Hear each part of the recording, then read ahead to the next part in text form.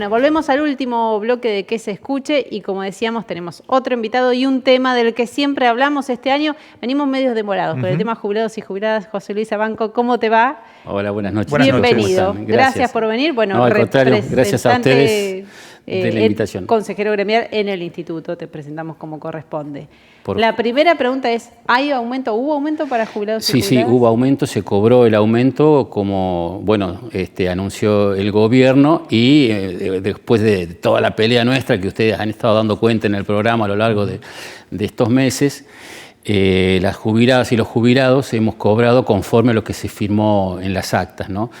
Fundamentalmente, bueno, lo que respecta a nosotros como docentes, lo que estuvo pactado en el acta y que fue justamente una de las cosas que Aten insistentemente planteaba en todas las mesas de negociación, de que si no estaban los jubilados y las jubiladas no había posibilidad de acuerdo. Eso trabó mucho al principio, era, digamos, un obstáculo que ustedes lo saben, pero bueno, justamente por la tenacidad de la organización sindical se fue avanzando en la propuesta y finalmente lo que quedó reflejado en la última acta fue lo que se pagó, ¿no? Entonces, los bonos que cobraron los activos en la proporción que establece la 611 fueron cobrados también por los activos. También en el caso de los dirigentes, de los cargos jerárquicos, que hubo una pequeña corrección en los puntos y que se va a seguir corrigiendo a lo largo de los meses que vienen, también se nota una pequeña diferencia, así que se puede decir que el aumento ronda un promedio de entre el 30 y el 32% para las jubiladas y los jubilados. Bueno, esto que tanto se habló durante el conflicto, ¿no? Que sea por un salario de calidad y también que incluya a todos. Exactamente, sí. Eso se está cobrando. Tenemos muchos compañeros que realmente se han encontrado gratamente sorprendidos porque incluso pensaban que iba a ser menos.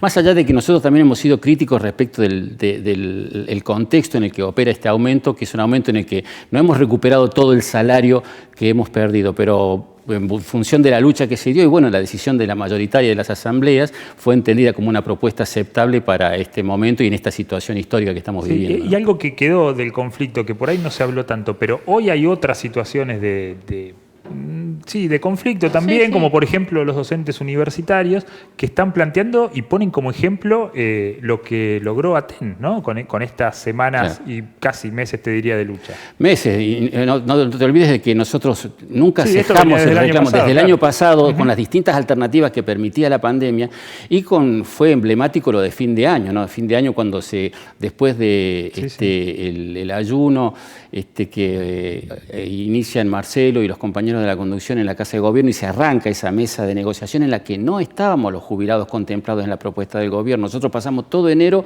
movilizados, jubiladas y jubilados, incluso se sumaron los otros sectores, que incluso hoy también, en función del acta que nosotros firmamos, se vieron mejorados sus haberes en 3 puntos básicamente y en que impacte los bonos que le pagaban a los activos, que también los cobren los jubilados.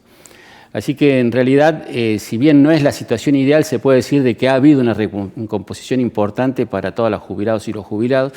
Nos falta el sector de los municipales. Los municipales, esto no se olviden que yo en instituto no es que solo represento a Aten, sino el universo de los 29.000 jubilados, cosa que es un tanto complicada. Y justamente en ese universo hay muchos escalafones y están todos los municipios. Los municipios grandes tienen que hacer un acuerdo, digamos, una resolución adicional que adhiera a lo que ha decidido el gobierno y a su vez girar los fondos a instituto. Bueno, eso, algunos municipios lo han hecho, caso Centenario, caso Chomalal, pero otros municipios no. Por ejemplo, Cenillosa. Entonces eso hay que hacer las gestiones con el intendente, ahí se tienen que mover los sindicatos, se tienen que mover los compañeros. Generalmente se hacen esos acuerdos porque hay una cierta, digamos, relación con el gobierno provincial, entonces lo que aprueba el gobierno provincial, los municipios terminan después también haciendo los instrumentos legales para pagar los aumentos. Pero en realidad hay muchos municipios que, los más pequeños sobre todo, que no han cobrado a los jubilados y jubilados y esa es la tarea de acá hacia adelante, ¿no? Claro. Bueno, ¿y cuál es la situación del instituto? La situación del instituto es complicada. Nosotros siempre decimos de que es como organización, digamos, de la salud, es una organización una obra social realmente de buen nivel, que tiene un nivel de cobertura muy amplio, muy extendido, una gran cantidad de afiliados y que generalmente, o mejor, generalmente no, siempre la caja asistencial es superavitaria, es decir, le alcanza el dinero que recauda por los aportes y las contribuciones para pagar las prestaciones. No pasa lo mismo con la caja jubilatoria. La caja jubilatoria arrastra un déficit desde el año 2010 que se ha ido profundizando y que todos los años ha ido cubriendo el Ejecutivo. Te hago un paréntesis que muchas veces lo hemos dicho, ese déficit no sería tal si durante los 20 años anteriores al 2010 se hubieran pagado los aportes como establecía originalmente la ley, pero en los sucesivos gobiernos del MPN fueron modificando cuánto aportaban al instituto. Particularmente el aporte patronal. Sí. Al modificar ese aporte patronal, los ingresos eran variables. Alcanzaban para pagar las jubilaciones. Quedaba un pequeño margen, el instituto se capitalizó en algunos terrenos, en algunas obras, se construyeron los hoteles, en fin, ese tipo de cosas, pero llegó un momento en que, justamente por el crecimiento de la masa de jubilados, ya no alcanzaba con esos aportes, entonces el gobierno empieza a actualizar aportes. A partir del 2010 se llega a una especie de límite en la ecuación de la cantidad de jubilados activos con respecto de los pasivos y a su vez en el techo de aportes que hay. Es decir, hoy se aporta aproximadamente entre un 32% entre los activos y los pasivos de la masa salarial. En el caso de los policías un poco más, se llega al 48% de la masa salarial. Son aportes ya altos para los trabajadores. Entonces, como ya no se puede, y además nosotros como organización sindical no lo hemos permitido, y además hemos logrado en la legislatura una ley que se llama la Ley Cerrojo, la Ley 3088, en el 2018 establece que no se pueden tocar las condiciones jubilatorias. Entre ellos están los aportes y las condiciones para jubilarse. Entonces, como eso nosotros lo defendemos a capa y espada, que el gobierno tiene que todos los años poner más dinero del que aporta regularmente el gobierno y el que aportamos los trabajadores para que se puedan pagar las jubilaciones. ¿Y cuál sería la forma de solucionarlo definitivamente? Nosotros estamos diciendo ya desde muchos años atrás de que es necesario de que se incorporen nuevas fuentes de financiamiento a las jubilaciones. No es un problema solo de Neuquén, es un problema de todo el país. Sí, de todo el mundo. Y de todo el mundo. El financiamiento de los sistemas previsionales es un problema de todo el mundo. Sí. ¿Pero cómo es esto que se agreguen nuevas? Que no solamente sean aportes y contribuciones, aportes del trabajador y contribuciones patronales, sino también otras fuentes de ingreso, como podrían ser el caso de la renta petrolera, o podría ser carga impositiva, que es un modelo que se utiliza en distintos lugares del mundo. ANSES funciona así. El ANSES se financia, el 60% son aportes y contribuciones, y el 40% es carga tributaria. Así se juntan los fondos que pagan la jubilación de todos los jubilados del país e incluso fondos que van a distintas cajas previsionales que fueron transferidas, ¿no? Entonces nosotros creemos que hay que ir llegando a ese lugar. Hoy, en este momento, volviendo a tu pregunta original, ¿cómo es la situación? Hoy nuevamente el gobierno provincial está atrasado con el pago de aportes. Tiene que girar en estos días entre 400 y 500 millones de pesos para pagar estos bonos, que ya se pagaron, los jubilados ya lo cobramos, pero en realidad el instituto no recibió ese dinero de esos 400 o 500 millones de los bonos. Y era algo que específicamente dicen las actas. Como se demora en girar el dinero, ahí se produce el estrés financiero. ¿Se entiende? ¿Y de cuánto es el déficit de la caja jubilatoria hoy?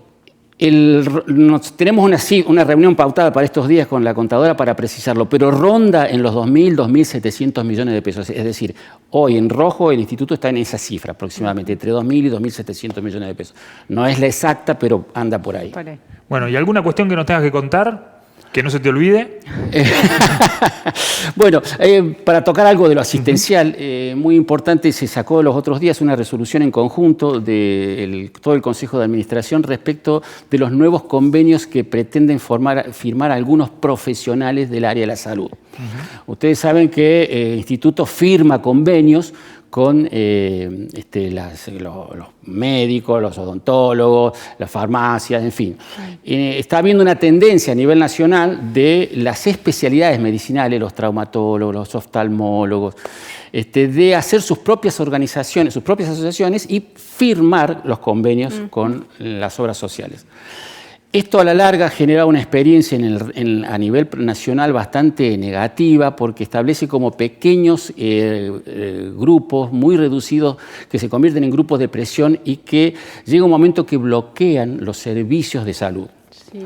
Entonces se ha llegado a una conclusión a través de varias conversaciones con la COSPRA a nivel nacional y con algunas obras sociales a nivel provincial de que las obras sociales de Neuquén no van a firmar más convenios con organizaciones más chiquitas de profesionales. Por ejemplo, si se organizan los oftalmólogos y quieren hacer su asociación de oftalmólogos, no hay problema que la hagan, será su derecho, pero el instituto no va a firmar convenio con esa asociación. Claro. Va a seguir con el convenio que tienen los oftalmólogos en el colegio médico.